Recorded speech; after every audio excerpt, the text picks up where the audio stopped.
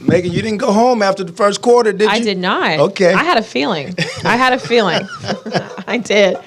But speaking of that first quarter, Yeah. when this team was down 21, what were you telling the guys in the huddle, particularly in that in between the first and second quarter, where things just shifted and clicked? Yeah, just somehow, some way, we stay together, not separate.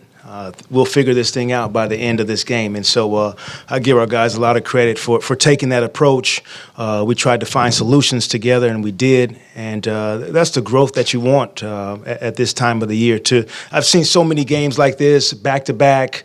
Energy was not very high at the beginning of the game, and you lose that game because you just kind of give up and give in. And this group did not do that tonight. Give a lot of credit to the guys who started that second quarter, who finished the first quarter and gave us a lift. And that just kind of propelled us, gave us some momentum, some more belief. But what an effort overall to stay together.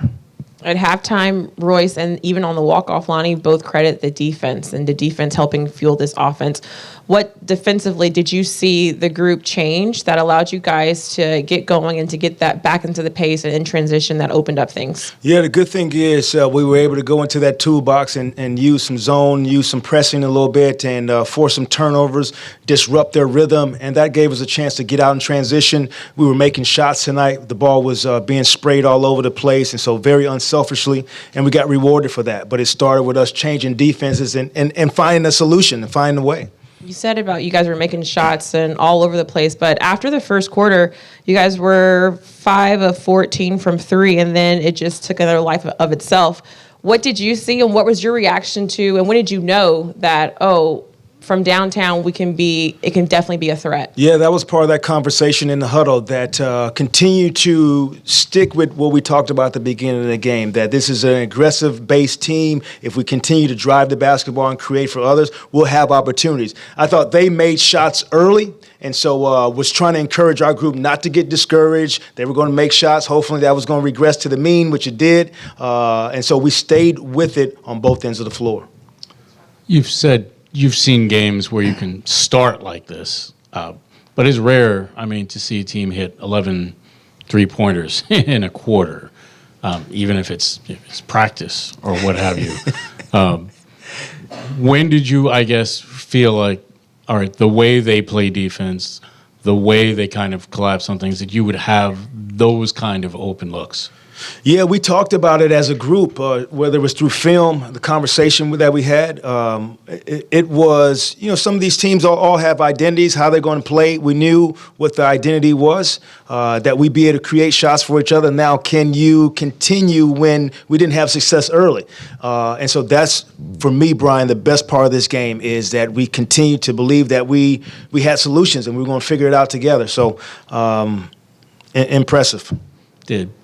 Did I see a 2-3 out there for a while there? It's that old school. That was for you. Syracuse old school stuff right there. I told you that's part of training camp. It's not the first time we've done it. We've had it in our toolbox before. We've periodically practiced it. There were some games that we thought we were going to use it that I didn't use it.